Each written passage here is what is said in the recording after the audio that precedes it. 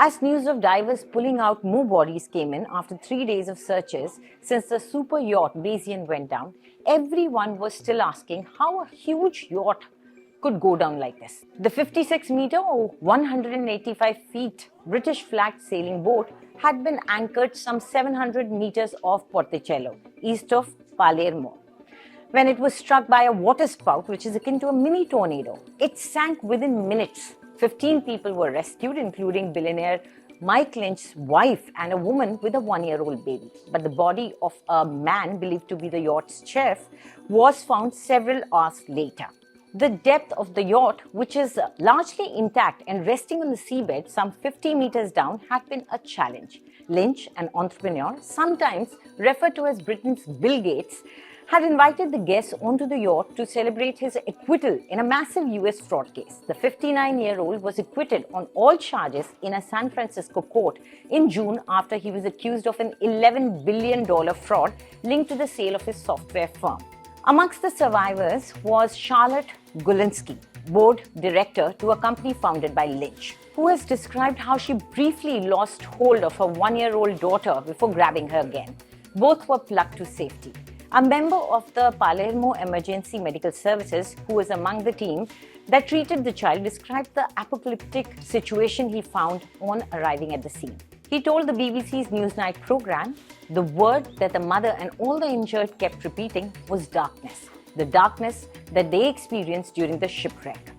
They spoke of about 5 minutes, maybe from 3 to 5 minutes, from the moment the boat was lifted, raised by the waves of the sea until it sank. The speed with which the yacht sank and the fact that other boats around it were unaffected was extraordinary. Despite eyewitness testimonies that the 75-meter mast had snapped, reports on Wednesday suggested that it was intact. Some key questions remain, including whether the keel, which provides a counterbalance to the towering mast, was down when the storm hit. Italian authorities have opened an investigation into what happened and are interviewing all the survivors. The UK's Marine Accident Investigation Branch also sent 4 inspectors. Matthew Shank from the Maritime Search and Rescue Council told AFP that what happened that day was pretty unprecedented. So at the moment, the facts are that this has been a catastrophic sort of weather event. Now looking likely to have been a water spout, which has gone over the vessel and caused it to capsize. Or when we're at sea, we're basically we navigate around them, so we will not pass for them. If we see where they're moving, we'll monitor them, track them, and we'll maneuver the vessels around them as to not be affected. Obviously, in this circumstance, it's very different because it's dark. So even on a marine radar, a water spout will be detected, but it will almost be indistinguishable to other objects and things such as rain clouds. In my professional opinion, it's a black swan event. You know, every industry has these.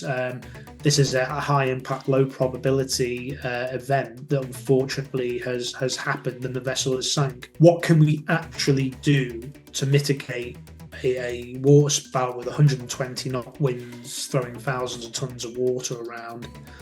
I don't know. You know, I'm not a scientist, I'm not a technologist, but is it going to be worth the millions and millions of pounds that might be needed to fit new systems and things like this to every vessel, when in fact we may not see this ever again? I think it's a cautious approach is needed at this stage, given the fact that we don't have many facts, and the last thing we want is a knee-jerk reaction from people demanding stricter safety measures and everything else, when in fact we don't really know what's happened. Then yes, you know, again, if it had been 2 hours later and it was daylight and they saw this thing approaching, I believe we wouldn't be having this conversation.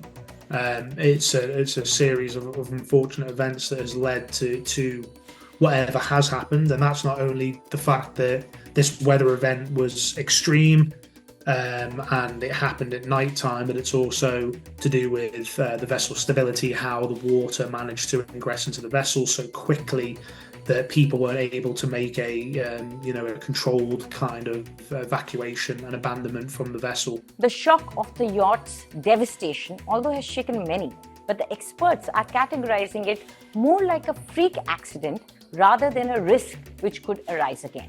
Do tell us what you think about this video in the comment section, and for more news updates, subscribe to India Today.